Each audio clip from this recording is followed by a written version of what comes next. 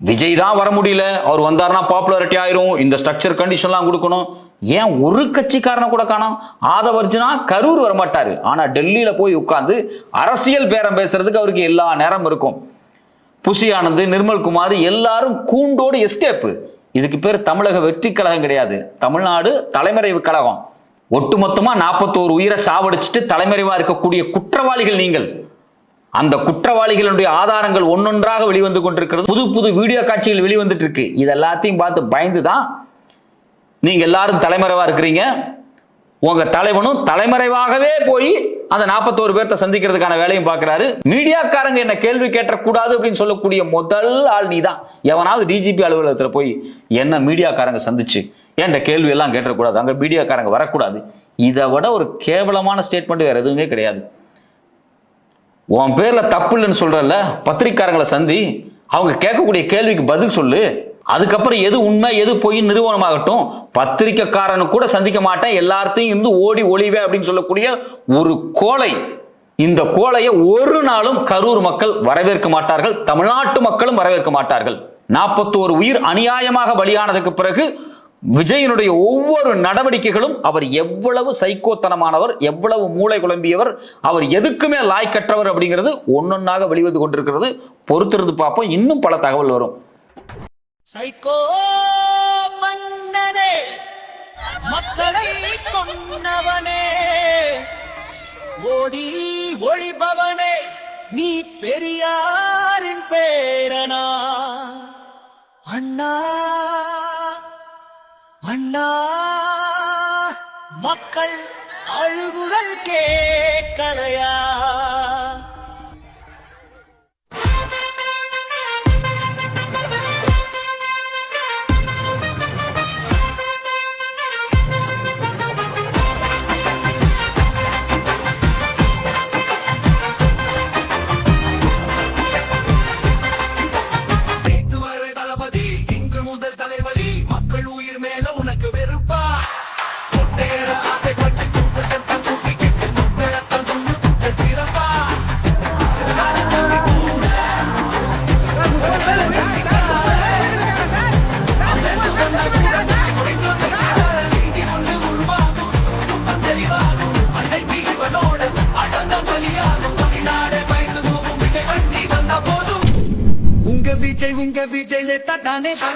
சொன்ன நேரத்திற்கு விஜய் வராததே அசம்பாவிதத்துக்கு காரணம். விஜய் தப்பிச்சுத்தான் ஓடுவேனா? விஜய் திப்பிரிகளின் தலைவனா?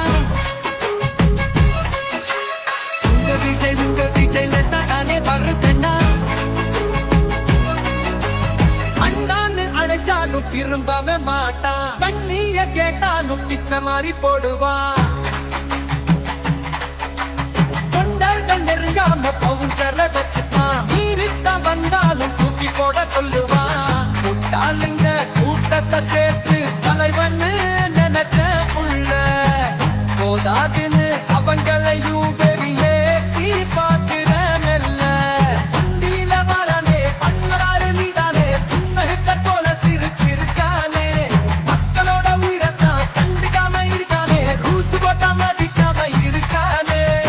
தொண்டர்கள் வழியே தெரியாத தலைவன் தான், நேமாயும் உண்மாயும் இல்லாத ஒருவன் தான். தமிழ்நாடே பயந்து போகும் விஜய் வண்டி வந்த போது உங்க விஜய் தானே வருவேனா? சொன்ன நேரத்திற்கு விஜய் வராததே அசம்பாவிதத்துக்கு காரணம்.